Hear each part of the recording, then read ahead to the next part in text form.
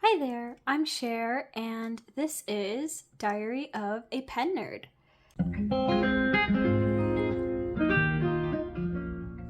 So, I was running a little bit of a thought experiment, mostly like by myself, honestly, was just kind of something running through my mind of like, what would my ideal fountain pen collection look like? And I had a lot of thoughts about it, so I thought I would make a fun little video to, I don't know, for fun. And then maybe I can look back on it. And I would love to hear about anyone else's ideal fountain pen collections and kind of if they have any thoughts. If you guys have any thoughts, would love to hear those too. So, what is an ideal fountain pen collection? Well, for me, I feel that it would kind of be like the finishing point. You know, I could stop collecting and be perfectly happy and satisfied with what I have.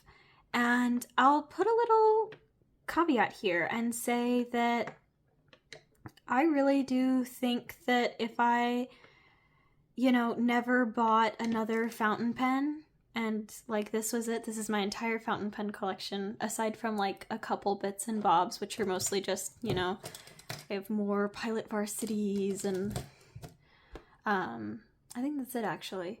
But this is my entire fountain pen collection right here.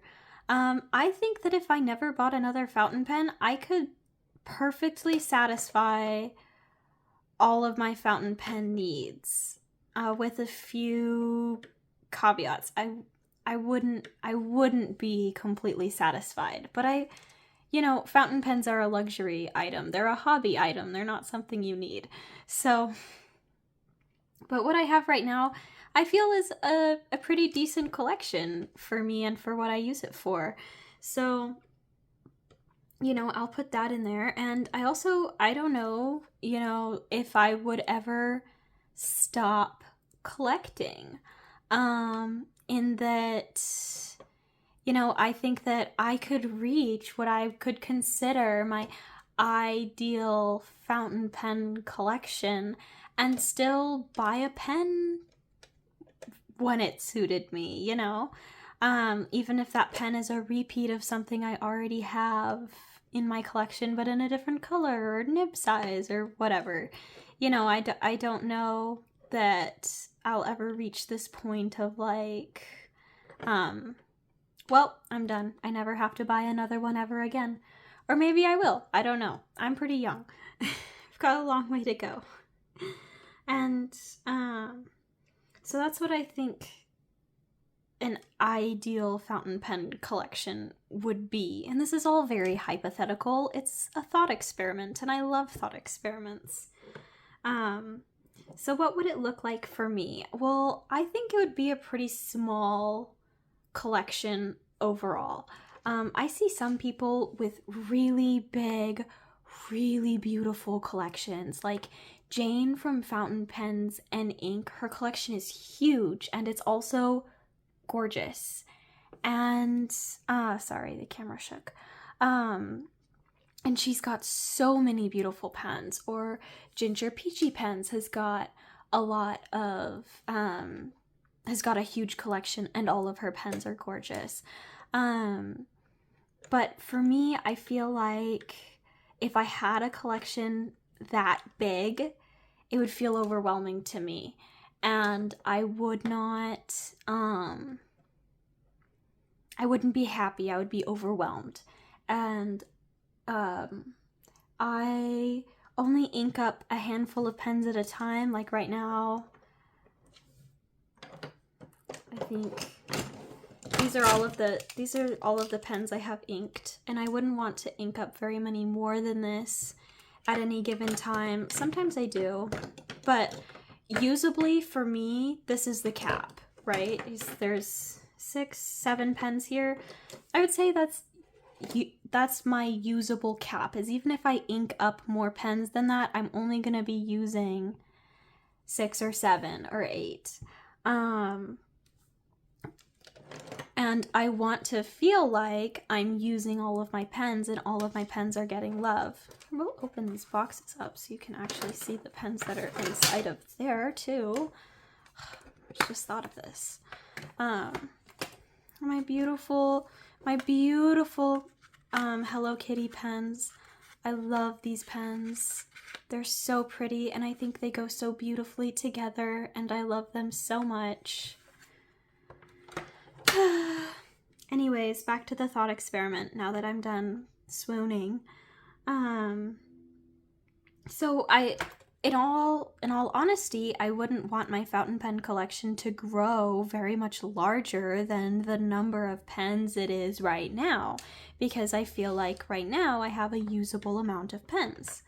And maybe as I, grow and life circumstances change and people change, maybe that'll be different at a different point in my life. And but for right now, I like to feel like I'm using all my pens, and so I don't need a huge number of pens. And I've also found that I need to prioritize writing experience over looks. And this was a lesson I had to learn. I know it seems intuitive, but I have learned it, or I am still learning it. I'll use this pen for example. This is pen BBS 309, and I love the look of this pen. I love the pretty pink and purple in the acrylic. This purple in the cap is like my favorite shade of purple ever. And sorry, it's a little dirty. I love the look of this pen. I love that it's that I can see the ink level. These are all things that make me very happy.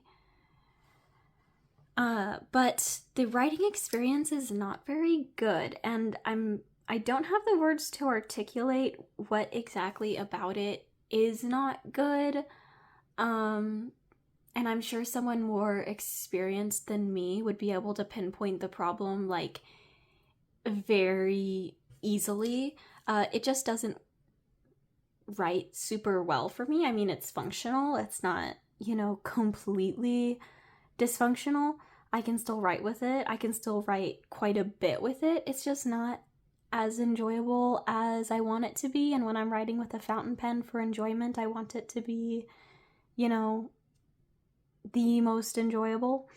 And so I've thought about learning nib tuning because I feel like, if I was just able to tune up the nibs on any pen that I wanted, then, I could really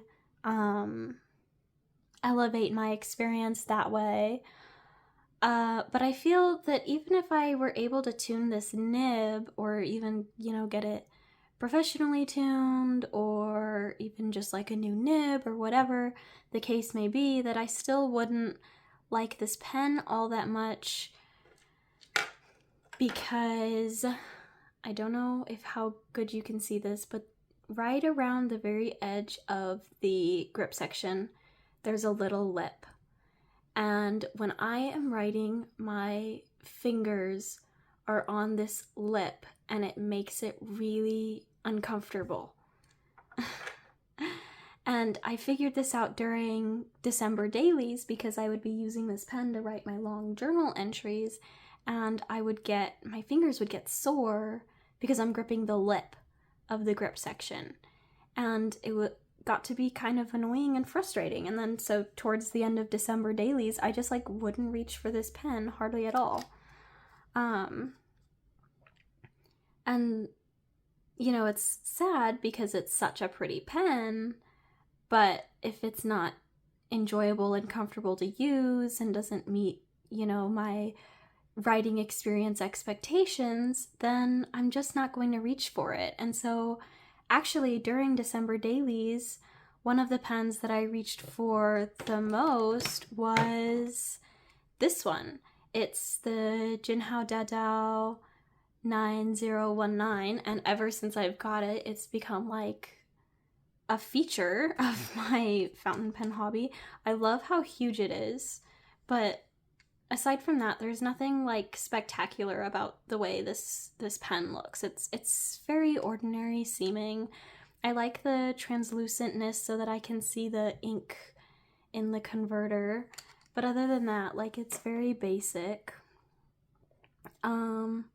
But the writing experience is just so good. It's a medium nib. It lays down a lot of ink. It's very smooth. And, you know, because of those things, this is the pen that I reach for, as opposed to this one. You know, so it's things like that. I want to focus more on getting a good writing experience, even if it's from a pen that I don't find as visually stimulating or appealing, than collecting a bunch of pens that, you know, I think are really pretty, but I don't reach for because actually writing with them is not as enjoyable, you know? That was a really long explanation for something that did not probably need it. One of the other things that I was thinking about is variety. I would say that, you know, for some, on some levels, I do have a variety here. You know, I have a Fude nib. I have a Pilot Parallel. This is 3mm. I'd probably get, you know, 1 or 2 more in different sizes of these just because they're super fun. You know, I've got, I do have a piston filler. Most of these are cartridge converters or eyedroppers. I've got a couple of stubs here, although they're not really my favorite. So I do have some variety. I think if I was going to start over and start my fountain pen collection again, you know, I got really fixated on Kavecos, and now I have 6. And I love all of my Kavecos very much, and I almost always have at least 1 inked. And I really do love my Hello Kitty Kavecos too. But I think if I was going through and starting my collection over again, I wouldn't buy so many of these, and I would probably try and buy different pens. I do have all of the nib sizes covered here, or most of them. I think all of these are extra fine. This one is extra fine, and this one is a broad and a medium. So, but I would like to, I think it would be neat to get spare nibs for my Kavecos, and so that way I could have maybe another broad or a double broad or a stub, to try and explore more nib sizes that way. But I feel like for the most part, I would like to have a very wide variety, and I feel like, you know, that would suit my needs. And because of the variety I already have, you know, I don't need to go and buy another Fude nib, because I have one, and this one writes really well for me and perfectly satisfies all of the needs I have for a Fude nib. I don't need another one. I have no desire for another one. You know, I like my Ferris wheel press carousel, or this isn't a carousel, this is a brush. I like it because of the like whole thing with the cap, which is when I put the cap on and then I take it off, it like unscrews the grip section a little bit. Because of that, it's just a little bit annoying. But you know, I don't need another one of these. But I would like a wide variety to fill, you know, all of the different needs. For the most part, my needs for a fountain pen are about the same, because I use them for, you know, a couple of purposes that all have very similar needs. Right now, note-taking for school and journaling mostly, which is long writing sessions, big ink capacity, comfortable to hold for a long time, not gonna dry out, things like that. So very, very similar. And there are like a couple of nibs that I feel I would like to try out. For example, I would really like to have a flex nib. And so I know there are a lot, or not like a lot, but there are a couple different budget flex nibs available, and I would like to try those. But one of my grail pens is like the Magna Carta Flex, because those are just really cool in my opinion. I'd also like to try stub nibs. I do have these, but these are like this one's from Speedball and this one's from Schaefer, and they came in like Learn Calligraphy kits that I got from for Christmas from people who, are lovely people, and I love them so much. But if I were going to pick out a pen for calligraphy, these would not have been it, which is, I feel, the problem with just about any hobby. But I'd like to try different stub or calligraphy nibs, and I would like to try grinds, although they do intimidate me quite a bit. And I would really like to go to a pen show. I don't know if it's in the cards for me this year, but I'm trying to figure out if I can make it work. But I would really like to go to a pen show, mostly because I would also really like to be able to try pens before I buy them and be able to feel if I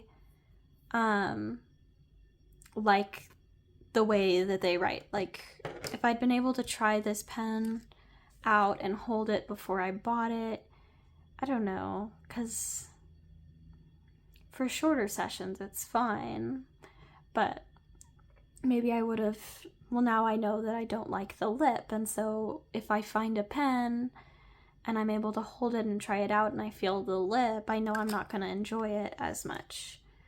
I would really like to try some Benu pens. I feel like I see those everywhere and just hear about how they're such good writers, and some of the colorways for like their Daily Made or the Talisman are really, really pretty. I'd also like to try the Pilot Kakuno, because I hear really good things about that writing experience too, and I feel like that would be right up my alley. Twisby is another one. The Ecos, I hear good things about those. I'd like to try them out. And then like the Jinhao 10, the capless pen, the click pen, I'd like to try that out. And then maker pens. I don't have any maker pens, but I would really like to, because some of those are so pretty, and they're on the pricier side for like the pens that I buy. Like, as you can see here, this is a very budget collection. The most expensive pen I have is this one here. But Benu would be on the pricier side for the pens in my collection too. But so it would definitely be something that I'd have to take slow, but I would love to get a couple of maker pens. And looking at everyone's videos from the Colorado Pen Show has just like pen show videos in general, but the Colorado Pen Show, because it was, the big news just a little bit ago, and seeing all of the maker pens that everyone was getting, and just like made me realize that I need to expand my horizons a little bit. But yeah, and those are all also pens that I would like to be able to try out, especially the like resin and swirl ones, because I'd really like to be able to pick the exact blank that I was gonna get, as opposed to hoping that it has the color distribution that I like or whatever. But yeah, that's some of my thoughts about what my ideal collection would look like. I don't know if this was like a completely nonsensical ramble. If you could make sense of what I just said, then let me know and tell me if there's anything else I should be considering, or what you would have as criteria for your ideal pen collection. This was a super fun thought experiment to think about, and also to kind of put into perspective like what I already have, and being able to really be grateful for what I already have, and look and see and be like, yeah, I am actually really happy with, you know, my collection as it is right now. I'm not in any hurry to, you know, expand it. And that is all I have for you today. So thank you so much for tuning in to my rambly transmission. And if you liked it, be sure to stick around, hit the subscribe button, and I'll have the next chapter of my story out soon. Bye for now. Love, share.